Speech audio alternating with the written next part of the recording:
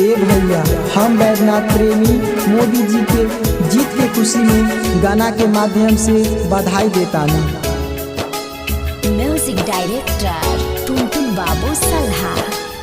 Mix by Shiv Shakti record Pichhauta Vaishali. हम तो अपना प्रेम के रूप में देखी ले मोदी जी के, एहो प्राइम मिनिस्टर बन के करी सेवकैया पूरा भारत वासी के। एहो प्राइम मिनिस्टर बन के करी सेवकैया पूरा भारत वासी के।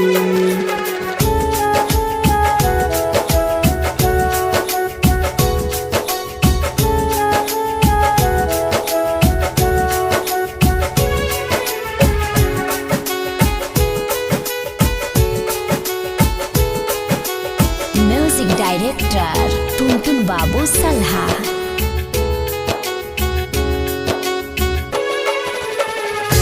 दुश्मन खातिर काल हवन भारत के तो शान हवन। दुश्मन खातिर काल हवन भारत के भगवान हवन। देश के खातिर मर मिट जइहे इहे अरमान हवन। निर्भय हो के जीवन बिताइब मोदी सरकार में।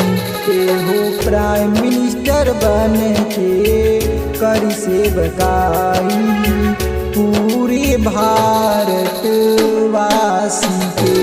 एहो प्राइम मिनिस्टर बन के करी सेवकाई पूरा भारत वासी के।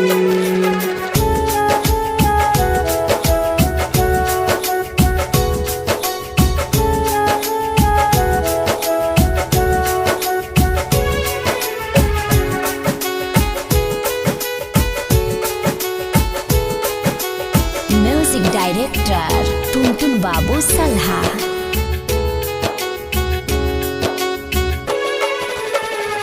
देश सेवा में जीवन बीतइहे इहे त अरमान हो। भारतवासी खुशहाल होइहे इहे बाटे असरा। देश सेवा में जीवन बीतइहे इहे त अरमान हो। सेवा में जीवन बीत जाए त जीवन बाटे काम के। एहो प्राइम मिनिस्टर बन के करी सेवकाई पूरे भारत वासी के। एहो प्राइम